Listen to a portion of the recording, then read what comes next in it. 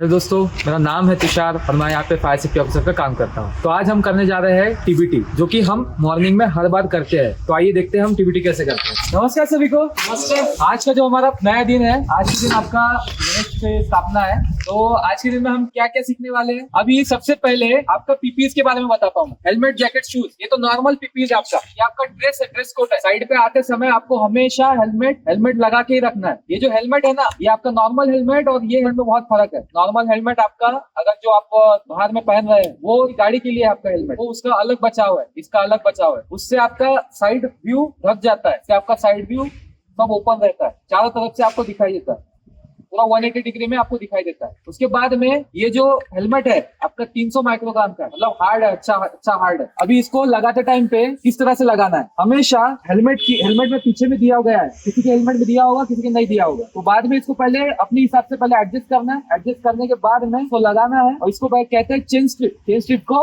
हमेशा ऐसे ही लगा के रखना है। अभी चेन स्ट्रिप पहनने का भी तरीका है। चेन स्ट्रिप लगाने के बाद में अपना एक भी इसके अंदर से भी जाना चाहिए, आराम से जाना चाहिए। तो मतलब चेन स्ट्रिप ओके है। मैंने अभी घड़ी पहनी है, देखिए मैंने अभी घड़ी पहनी, लेकिन जो भी आपका मशीन से वर्क करेगा, मशीन से वर्क करेगा, वो घड़ी वगैरह नहीं पहनेगा। घड़ी है, कड़ा है, या फिर ऐसी कोई भी चीज है, ऐसा धागा या फिर कोई भी चीज जो अटक के फिर बाद में आपको तकलीफ दे सकता है, ऐसी कोई भी चीज नहीं पहनना।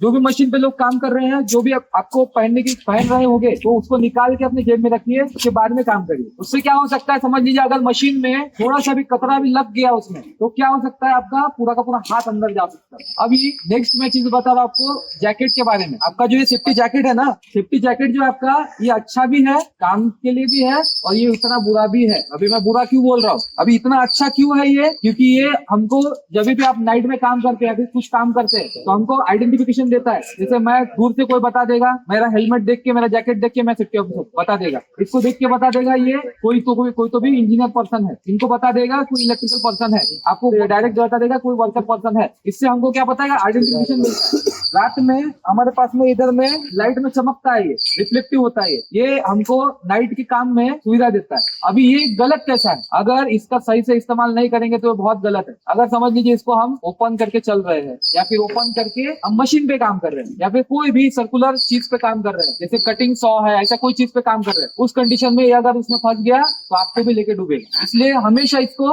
ओपन नहीं रखना है। चेन है तो आपको चेन लगा के ऊपर तक रखिए। बहुत लोग करते हैं, निकाल के खोल के चले जाएंगे। जिसके इसमें स्टिकर है, स्टिक होता है, वो स्टिक करके रखिए। आपका जो शूज है, शूज में आपका नॉर्मल शूज नहीं चलेगा। नॉर्मल शूज में क्या प्रॉब्लम रहता है, नॉर्मल शूज में आपका सामने के साइड में स्टील का टो नहीं रहता है, मेटल टो नहीं रहता है। मेटल टो नहीं रहने से क्या प्रॉब्लम होता है आपको, कि अगर समझ लीजिए कोई वस्तु आप लेके जा रहे हैं, कोई मटेरियल लेके जा रहे हैं, अगर उस पर गिर गया, आपके पैर के ऊपर गिर गया, तो उस कंडीशन में आपका पैर डैमेज हो सकता है। पैर के सामने में जितने भी उंगलियां है, आपकी सामने में इतना उंगलियां रहती है, वो सारे की सारी उंगलियां डैमेज हो जाएगी। वो इसीलिए रहता है कि आपकी उंगलियां डैमेज ना हो। नीचे के साइड में, टो के ऊपर में एक शीट रहती है मेटल की, जो क्या करती है, आपको कीलों वगैरह से भी बचाती है। अगर समझ लीजिए बाई चांस आपने नॉर्मल शूज पहन के आए, कीला खड़ा था, आपने उसके ऊपर पैर रखा, सीधा अंदर चला जाएगा, आपको इंजर कर देगा। लेकिन समझ लीजिए आपने सेफ्टी शूज पहना है, उस कंडीशन में आप बच जाएंगे। कीला अंदर तो जाएगा, लेकिन इतने से ज्यादा नहीं जा पाएंगे। जहां तक सोल का पार्ट है उतना तक जाएगा, उसके बाद में वो बेंड हो जाएगा, या फिर आपको पता लग जाएगा, इतना तो पता लग जाएगा कि वो बेंड हो रहा है, नीचे में कुछ आ गया है, लेकिन आप बच जाएंगे। ठीक है।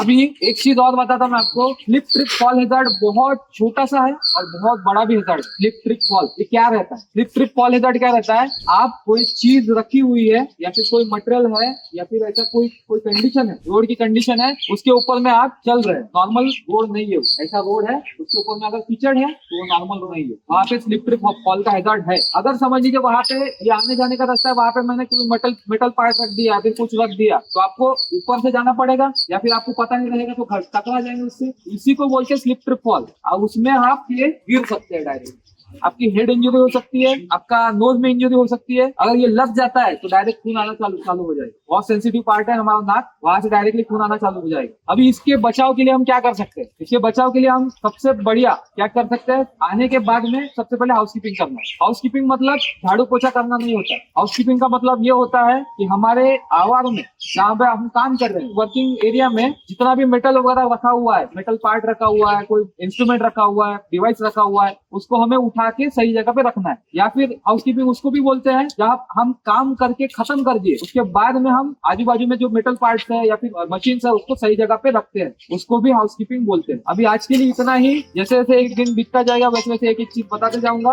तो ऐसे ही इन्फॉर्मेटिव वीडियोस के लिए देखते रहिए फायर सेफ्टी बाय तुषार।